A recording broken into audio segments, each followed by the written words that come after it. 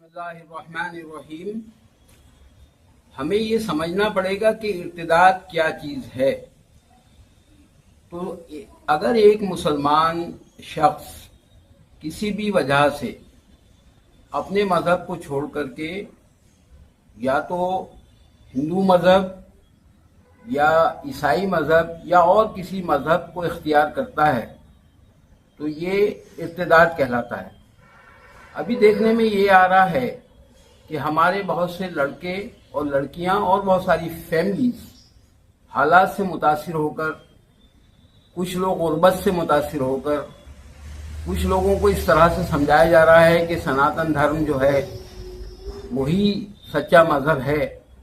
ये सब हालात से मुतासिर होकर वो दीन इस्लाम से फिर जाते हैं और दूसरे मज़हब को इख्तियार कर लेते हैं। ये इर्तिदाद है। कानून के अंदर भी ये प्रोविज़न किया गया है कि अगर कोई आदमी सनातन धर्म को इख्तियार करता है, कोई मुसलमान हो या ईसाई हो, तो वो घर वापसी कहलाएगी। और अगर कोई हिंदू इन दोनों मज़हब के अंदर या और किसी मज़हब के अंदर आता है तो धर्म परिवर्तन होगा और उसके खिलाफ उसके मुकदमा कायम होकर के उसको सज़ा मिलेगी। जबकि अगर वो सनातन धर्म में जाता है तो उसको किसी तरह की सज़ा नहीं मिलेगी। तो अब इसको हमें समझने की ज़रूरत है कि हमारे लोग इर्तिदाद की तरफ क्यों जा रहे हैं।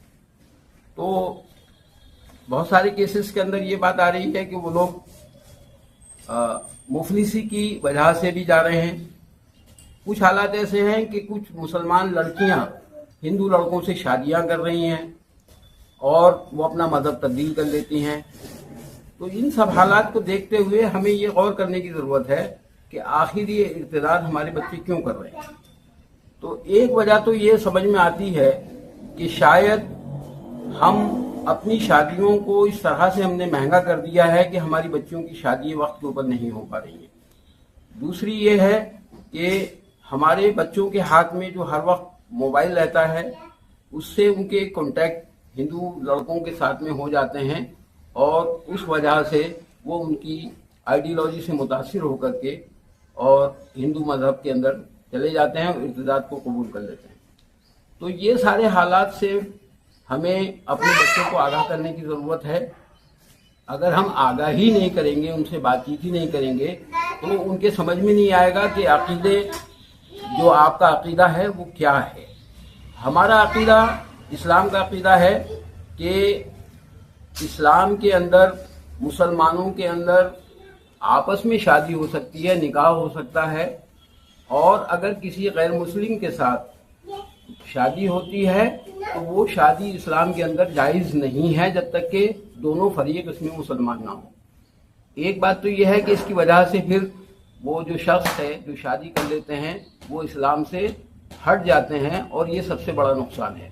तो इसको करने के लिए जो भी लोग दानिशवर हजरात हैं या जो भी लोग सरकर्दा हैं उनको कोशिश करनी चाहिए कि हमें इस्लाम का जो सही अकीदा है वो अपने बच्चों के साथ डिस्कस करना चाहिए, लड़कों के साथ भी डिस्कस करना चाहिए और लड़कियों के साथ भी डिस्कस करना चाहिए। और शादियों को खासकर हमें अपनी नबी सल्लल्लाहु अलैहि वसल्लम की सुन्नत के मुताबिक, जिसके अंदर कोई खर्च ही नहीं है, जिसके अंदर कोई परेशानी नहीं है, वो उस तरह से ना उसमें जहेज का मामला है, ना उसके अंदर दावतों का मामला है, ना फजूल खर्ची का इसराफ का मामला है, इस तरह से शादी करनी चाहिए और सुन्नत तरीके से मस्जिदों में शादी करनी चाहिए, जिससे आसान तरीके से हमारे बच्चों की वक्त के ऊपर लड़कों की भी और लड़कियों की शादी हो जाए। और उसके लिए बहुत ज़्यादा हमें अपने दिमाग से जो दहेज की लानत है उसको हटाना पड़ेगा, ये कोशिश करनी पड़ेगी। अपने लड़के और लड़कियों से मुस्तकिल तौर से हमें इंटरेक्शन करना पड़ेगा, बातचीत करनी पड़ेगी, उनको समझाना पड़ेगा, इस्लाम की अहमियत को समझाना पड़ेगा।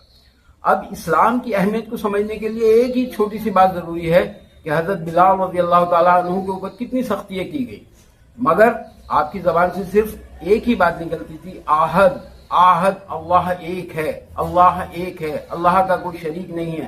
तो यही हम समझाने की कोशिश कर रहे हैं कि हमें ये याद रखने की ज़रूरत है कि ला शरीक लक, کہ اللہ کا کوئی شریک نہیں ہے، احد ہے، اللہ احد ہے، اور اللہ کا رسول احد ہے، اور اللہ کا دین احد ہے۔ اس دین سے ہٹ کر کے ہمیں آخرت کی بھی ناکامی ہے اور دنیا کی بھی ناکامی ہے۔ اس سے ہمیں اپنے بچوں کو بچانے کی ضرورت ہے۔ اس کو ایک مہم کی طرح سے ہم سب لوگ چلائیں گے تو انشاءاللہ یہ ارتداد کی لعنت سے ہمارے بچے بچ سکتے ہیں۔